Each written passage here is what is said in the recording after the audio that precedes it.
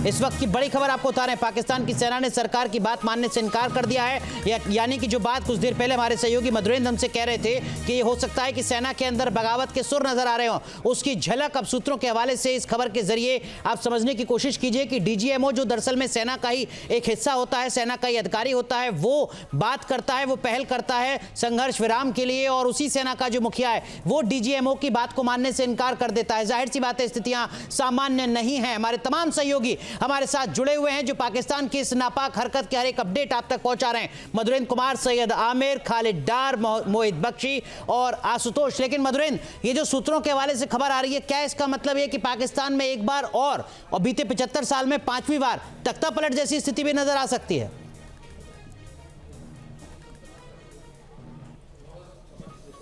देखिए, बिल्कुल नजर आ सकती है। ये संभव ही नहीं कि पाकिस्तान की सरकार जिसने सीज फायर का ऐलान किया, खुद पाकिस्तान के विदेश मंत्री ने, रक्षा मंत्री ने सीज फायर का ऐलान किया, और उसके बाद आप देखिए इसका क्रेडिट सुपर पावर अमेरिका लेता नजर आया। तो ऐसे में अमेरिका की इससे बड़ी फजीयत नहीं हो सकती कि अमेरिका जो कि खुद को क्रेडिट लेता नजर आ रहा था, घंटे नहीं बीते और सीज फायर वायलेशन करके पाकिस्तान ने दरअसल अमेरिका के भी दरअसल रसूख को मिट्टी में मिला दिया है। तो ऐसे नहीं हुआ होगा।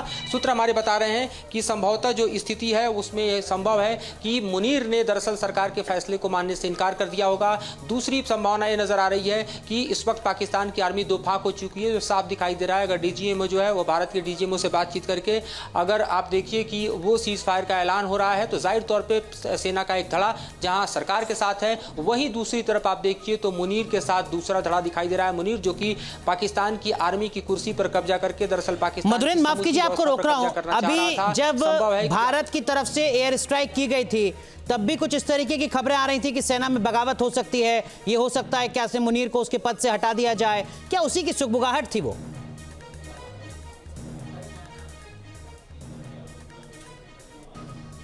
देखिए, बिल्कुल बिल्कुल अब अपने कुर्सी को सिक्योर करने के लिए मुनीर ने ये सब कुछ किया। उसने आतंकी भेजे, उसने आतंकी भेजकर भारत में निर्दोष लोगों की हत्या कराई ताकि भारत के साथ जो है टेंशन बढ़े, एस्केलेट हो। और आप देखिए कि भारत ने अपनी जो कार्रवाई की, ऑपरेशन सिंदूर की, वो पाकिस्तान के भीतर उन आतंकी ठिकानों के खिलाफ की जो आतंकी ठिकाने दरअसल भारत में आतंकवाद के लिए जिम्मेदार हैं। ना कि किसी सिविलियन एरिया में, ना कि किसी डिफेंस एरिया में उसने अटैक किया। लेकिन पलटवार करते हुए पाकिस्तान ने न सिर्फ सीज फायर वायलेशन शुरू किया, बल्कि सीधे सीधे उसने हमला बोल दिया। पलटवार करते हुए भारतीय सेना ने जब पाकिस्तान को उसकी औकात दिखाई, उसके एयरबेस, उसके डिफेंस सेटअप, उसके आर्टिलरी, उसके आर्मर्ड, उसके जो आयुध भंडार हैं, उसको धुआं कर दिया और उसके डिफेंस सिस्टम को तार कर दिया। तब पाकिस्तान को समझ में आया कि सीज फायर होना चाहिए। पाकिस्तान की सत्ता व्यवस्था को समझ में आया और लिहाजा आप देखिए तो सऊदी अरब हो या फिर अमेरिका हो, दोनों की मध्यस्थता को एक तरह से स्वीकार करने की कोशिश। लेकिन बड़ा सवाल ये कि क्या पाकिस्तान में एक बार फिर तख्ता पलट की संभावना नजर आ रही है?